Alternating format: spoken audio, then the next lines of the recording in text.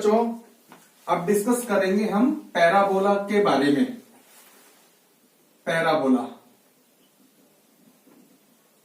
देखिए 11th class में mainly हमने जो पैराबोला को डिस्कस किया था वो था y square is equal to 4ax, right.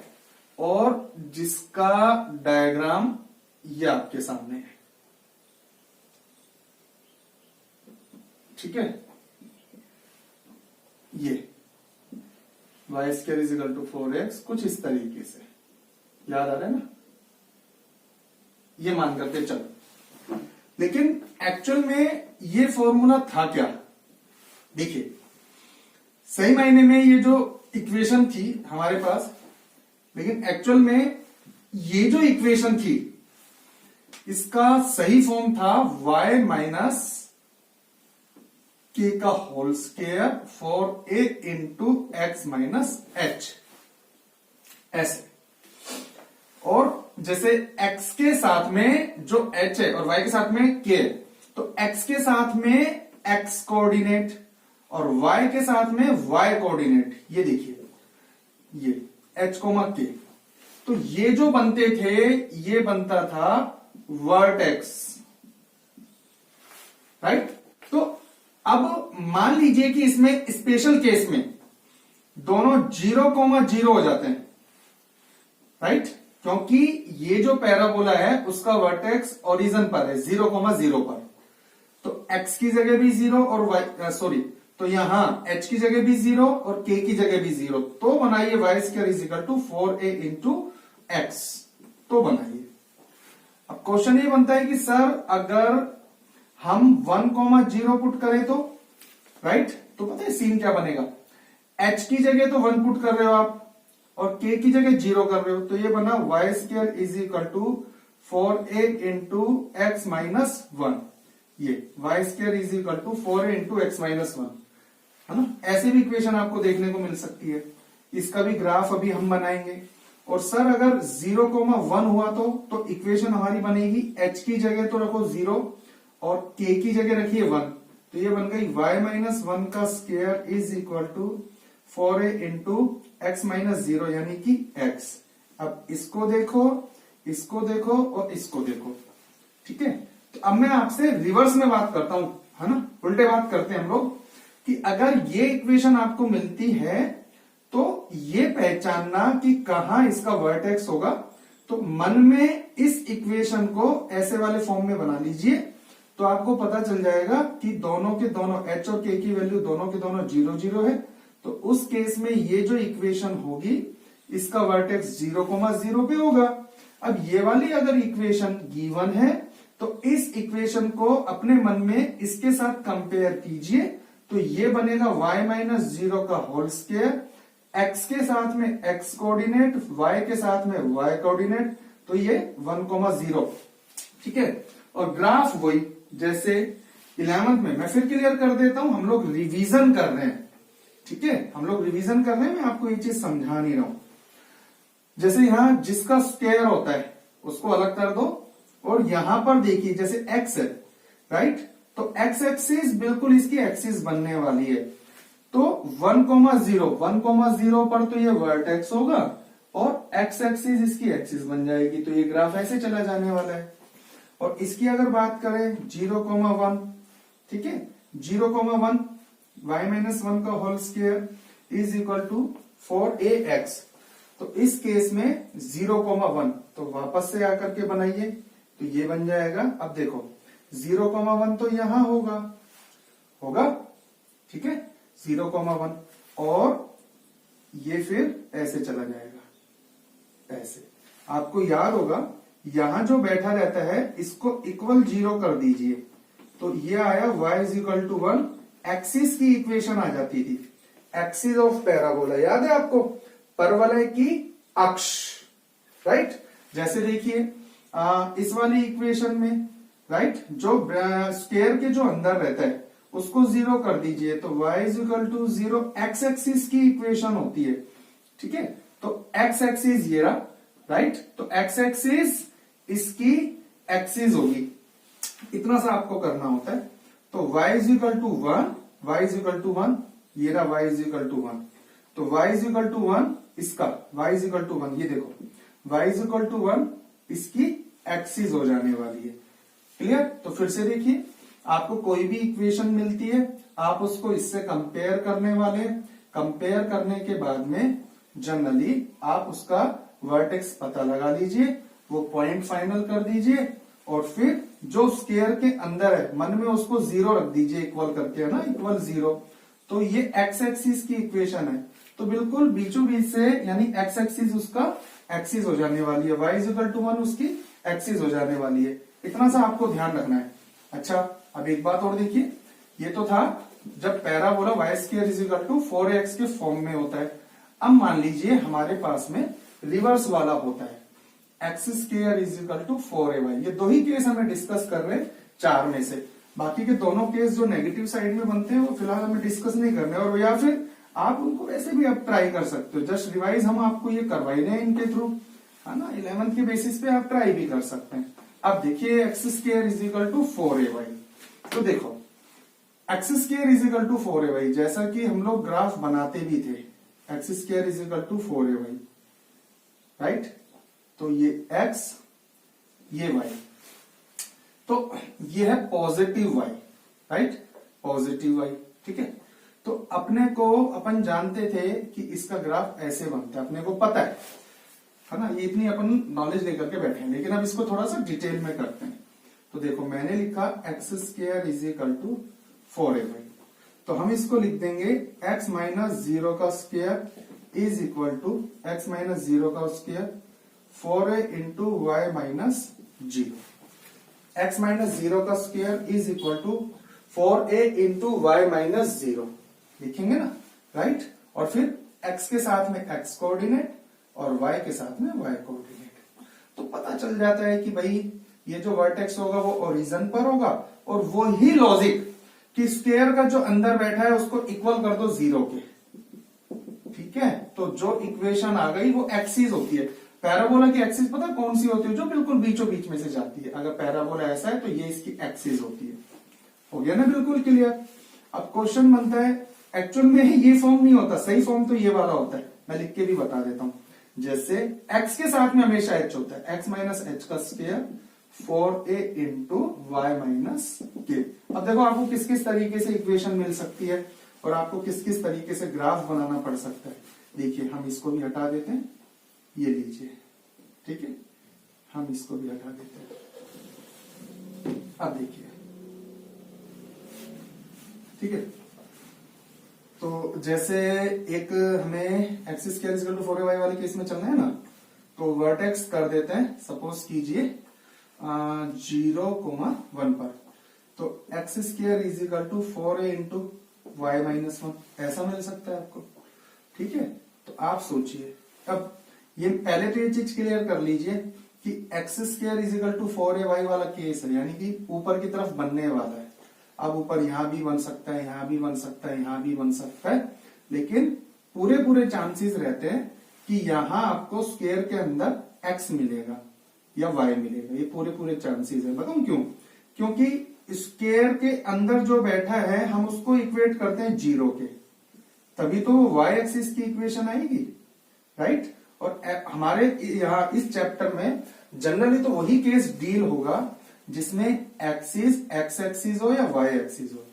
तो ये जो बैठा है, अगर हम इसको 0 के इक्वल कर देते हैं, यहां जो बैठा है x, अगर हम इसको 0 के इक्वल कर देते हैं, तो 0 के इक्वल करने से x इज इक्वल टू 0 जो बना, ये बना y एक्सिस की इक्वेशन, ठीक है, y एक्सिस की इक्वेशन। और y एक्सिस की इक्वेशन यानी y एक्सिस ये रही, और ये ऊपर से एक्सिस है यानी बीच में से जा रही है। फिर चलो यहां से पता लगाओ कि भाई इसके वर्टेक्स कौन से होंगे, तो x के साथ में कुछ नहीं है तो 0 का square 4a into Y minus 1, तो ये बन गया 0,1, ठीक है भाई। तो 0,1 0,1 हो गया ये, राइट। तो अब 0,1 ये हो गया, तो ये चीज ऐसे ये गई। क्यों? क्योंकि देखो ना, इसको अगर इक्वल रखोगे 0 के, तो y एक्सिस तो बिल्कुल बीचों बीच में से जा रही है और वर्टेक्स हो गया 0,1, तो इसको थोड़ा सा ऊपर से रखना पड़ेगा, और इसको भी 0 कर दोगे तो अब ये हो जाएगा 0,0, फिर ये बन गया x square is equal to 4 है भाई। फिर ये महाशय जी नीचे की तरफ आ जाएंगे, यहां से हटेंगे और ये ऐसे नीचे आ जाएंगे, ऐसे आ जाएंगे, ठीक है। बाकी है ना, वैसे तो जनरली आपको जो पैराबोला मिलेगा जनरल केसेस में, वो तो मैंने फिर भी आपके साथ में इसको डिस्कस कर लिया है, जनरल केसेस में ऐसे मिलेगा जैसे x square is equal to मान लीजिए वाई, है ना, x square is equal to 4y, x square is equal to मान लीजिए 9y, x square is equal to 16y। तो आपको बिल्कुल ऐसा नहीं है कि एग्जैक्ट ही बनाना है, ऐसा नहीं है, बस आप ये देख लीजिए x square is equal to 4y वाले केस है ना सारे के सारे, तो सबको यही बना देना आप, यही x square is equal to y है, यही x square is equal to 4y है, यही x square is equal to 9y है, और यही x square is equal to 16y है। और सेम ऐसे ही वाई स्क्वायर वाले केस में अपने को करना है, जो अभी हमने थोड़ी देर पहले आपके साथ में डिस्कस किया था कि y square is equal to 4ax अगर बाय चांस आता है तो हम सब जानते हैं ये चीज ये ऐसे बनने वाली है, ठीक है। तो अब Y square is equal to X आ जाए, Y square is equal to 4x आ जाए, Y square is equal to 9x आ जाए, Y square is equal to 16x आ जाए, तो इनमें से कोई सा भी पैराबोला आ जाता है आपके पास, तो इन ईच केस, हर एक केस में आप यही ग्राफ बनाने वाले हैं, और जनरली यही मिलेगा आपको, हर एक केस में यही ग्राफ आपको बनाना है, यही Y square is equal to X, यही Y square is equal to 4x, Y square is equal to 9x, Y square is equal to 16x। तो बस पैराबोला का ये केस डिस्कस होने वाला है आगे के क्वेश्चंस में।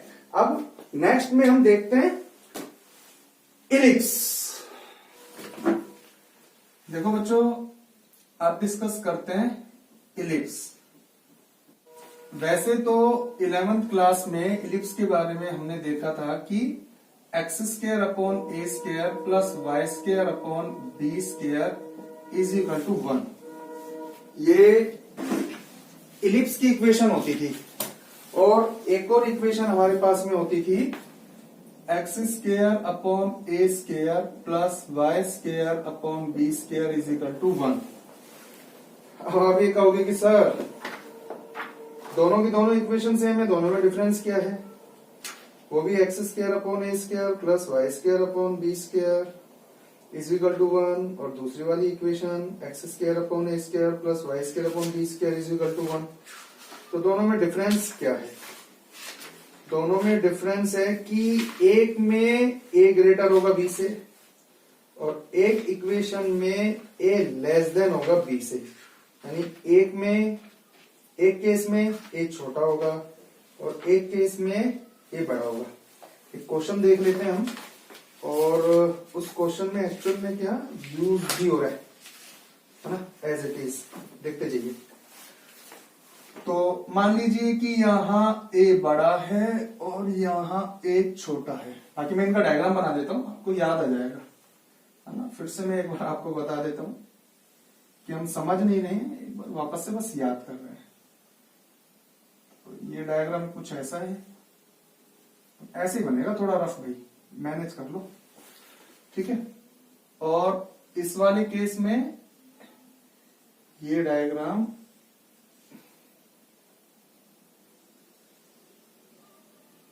कुछ ऐसा है, ये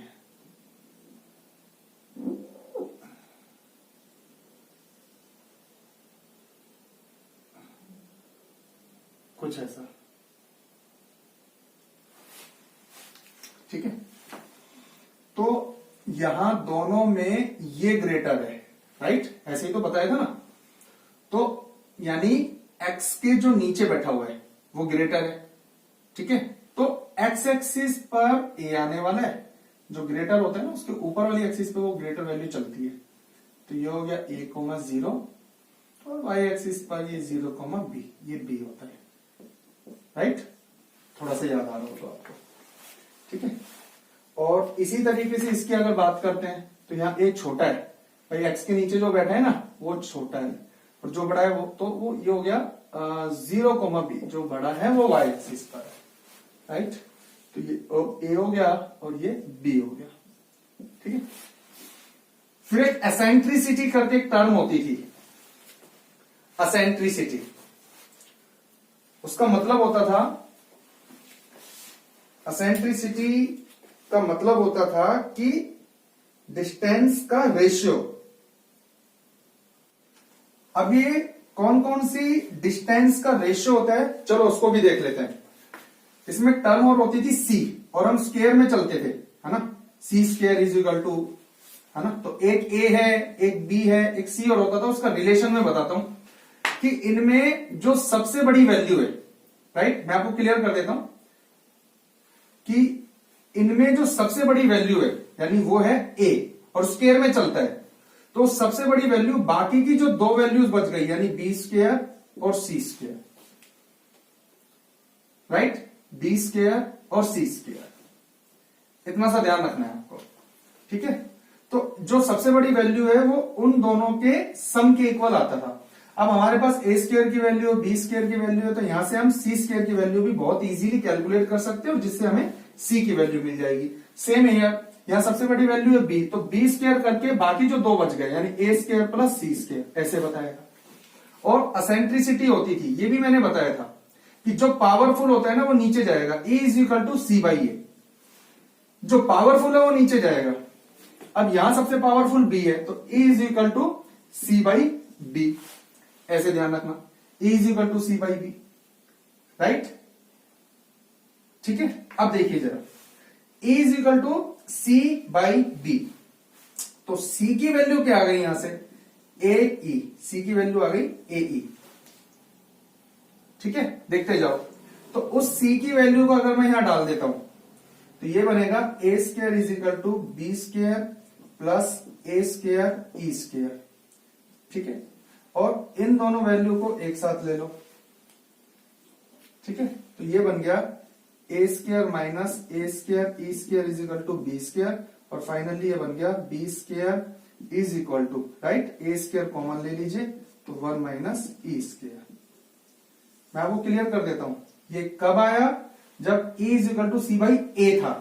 सी बाई ए कब आया, नीचे कौन जाएगा, जो पावरफुल, पावरफुल कौन है, ए, यानी इस वाले केस में ऐसा कुछ आने वाला है।